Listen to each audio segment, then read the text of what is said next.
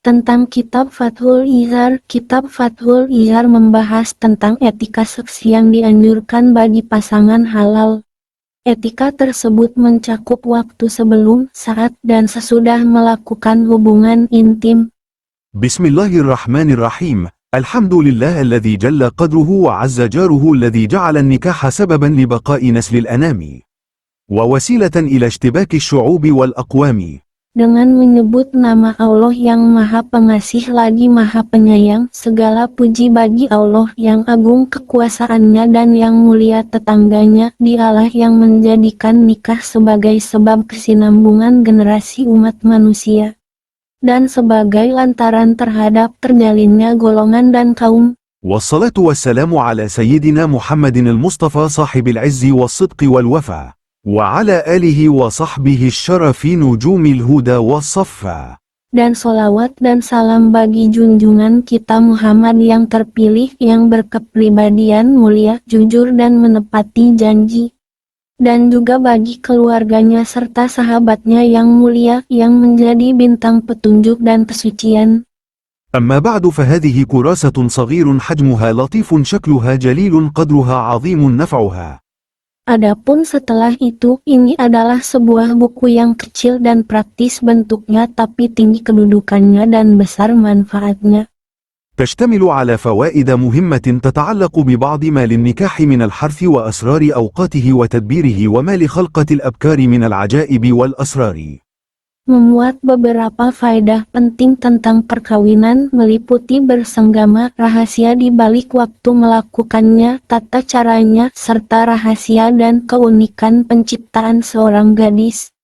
جمعتها والتقطتها ونقلتها من فحول العلماء والرجال منهم الله تعالى بنيل الفوز والإفضال. Saya menyusun, mengambil dan mengutip buku ini dari ulama-ulama besar. Semoga Allah melimpahkan anugerah dengan mengaruniai mereka keberuntungan dan keutamaan. سميتها بفتح الإزار في كشف الأسرار لأوقات الحرث وخلقة الأبكار. Saya menamakan buku ini dengan nama Fathul Izar, tentang mengupas rahasia di balik waktu bersenggama serta penciptaan seorang gadis. والله تعالى نسأل أن يجعلها نافعة لنا ولإخواننا المسلمين. Hanya kepada Allah saya memohon, semoga menjadikan buku ini bermanfaat bagi kami dan saudara-saudara kita kaum muslimin. ويجعلها ذخيرة لنا ولوالدينا يوم لا ينفع مال ولا بنون إلى من أتى الله بقلب سليم. Dan semoga Allah menjadikannya sebagai bekal bagi kami serta kedua orang tua kami di hari di mana harta dan anak tidak berguna kecuali yang datang menghadap Allah dengan hati yang bersih.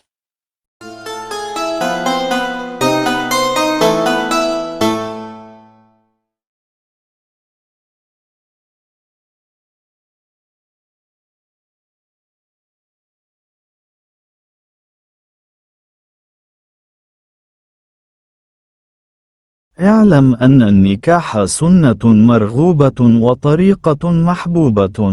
Ketahuilah sesungguhnya nikah itu suatu sunnah atau perbuatan yang disukai dan pola hidup yang dicintai. لأن به بقاء التناسل ودوام التواصل.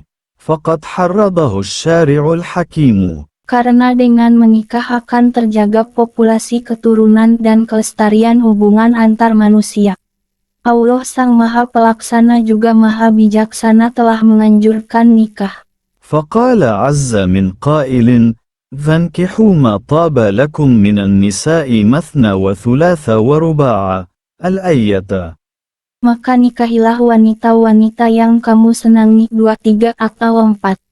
وقال: ومن آياته أن خلق لكم من أنفسكم أزواجا لتسكنوا إليها وجعل بينكم مودة ورحمة. الآية.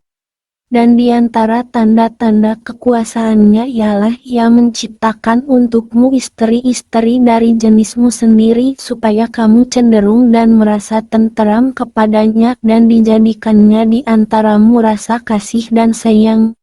وقال: وأنكحوا الأيام منكم والصالحين من عبادكم وإمائكم إن يكونوا فقراء يغنيهم الله من فضله. الآية.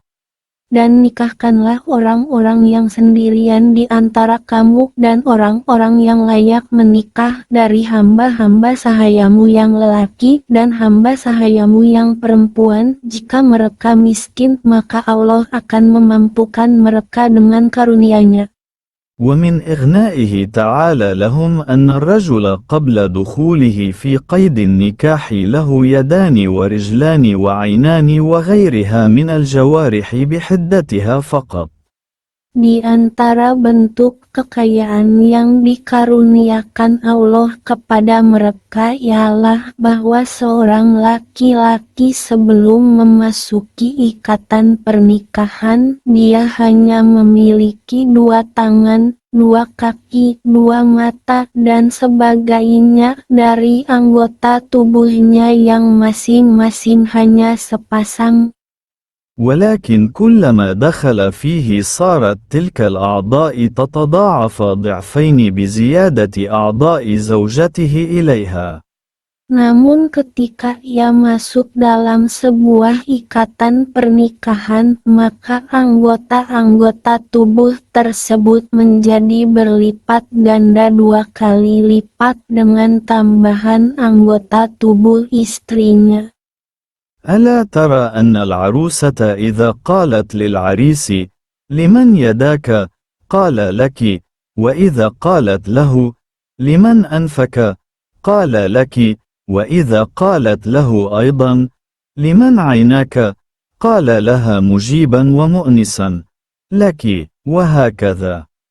Tahukah engkau bahwa ketika pengantin wanita bertanya kepada pengantin pria, "Untuk siapakah tanganmu?" maka pengantin pria menjawab, "Untukmu," dan ketika pengantin wanita bertanya kepadanya, "Untuk siapakah hidungmu?" maka dia menjawab, "Untukmu." Begitu pula ketika pengantin wanita bertanya kepadanya, "Untuk siapa matamu?" dengan penuh kasih sayang dia menjawab, "Untukmu." وقال صلى الله عليه وسلم: يا معشر الشباب من استطاع منكم الباءة فليتزوج فإنه أغض للبصر وأحصن للفرج. الحديث. Nabi Shallallahu Alaihi Wasallam bersabda, "Wahai para pemuda, barang siapa di antara kalian yang mampu membiayai pernikahan, hendaklah kalian menikah, karena sesungguhnya nikah itu lebih mampu memejamkan pandangan dan lebih menjaga kehormatan." والباءة النفقة الظاهرة والباطنة كما قيل. Yang dimaksud dengan kata ba'ah atau biaya pernikahan di sini adalah nafkah dohir dan batin. وقال أيضا: تزوجوا الولود الودود فإني مكاثر بكم الأمم يوم القيامة. الحديث أو كما قال. Beliau Shallallahu Alaihi Wasallam juga bersabda, "Nikahilah wanita-wanita yang produktif menghasilkan anak turunan yang banyak kasih sayangnya kepada suami, karena sesungguhnya aku akan berlomba-lomba dengan kalian memperbanyak umat di hari kiamat." وغيرها من الآيات والأحاديث. Dan masih banyak lagi ayat dan hadis yang lain.